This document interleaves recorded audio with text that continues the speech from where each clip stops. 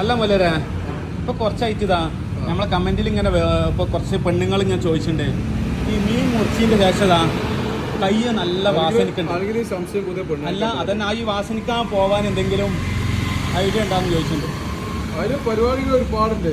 നമ്മൾ tooth paste ഉപയോഗിക്കാം കൈയാകുമ്പോ, അപ്പൊ അതിന് കാപ്പിപ്പൊടി മല്ലിപ്പൊടി ഇതൊക്കെ ചെലവ് കൂടിയാണ്.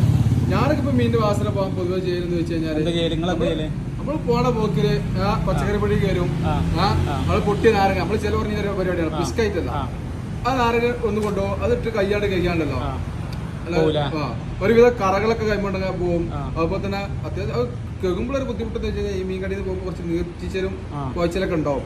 അതുമാതിരി സുർക്ക, നാരങ്ങ തുള്ളി സുർക്ക, അതായത് ആസിഡിന്റെ അംശങ്ങളുള്ള സാധനത്തിലാണ് കയ്യെങ്കിൽ തന്നെ സ്മെൽ വാസനൊക്കെ പോകും. പിന്നെ കാപ്പിപ്പൊടി ഇതൊക്കെ പോകില്ല. കാപ്പിപ്പൊടി അതൊക്കെ ചെലവ് കൂടുതലല്ലേ, പറ്റില്ല. മല്ലിപ്പൊടി അപ്പൊ പ്രവാസികളായ ആൾക്കാരെ ഭാര്യമാരൊക്കെ ഉണ്ടാവും, ഓരോ കാപ്പിപ്പൊടി ഇതൊക്കെ ഇട്ട് കഴിഞ്ഞാൽ ആ സാധുക്കൾ നെയ്പ്പറ്റൊക്കെ അറിയുള്ളൂ.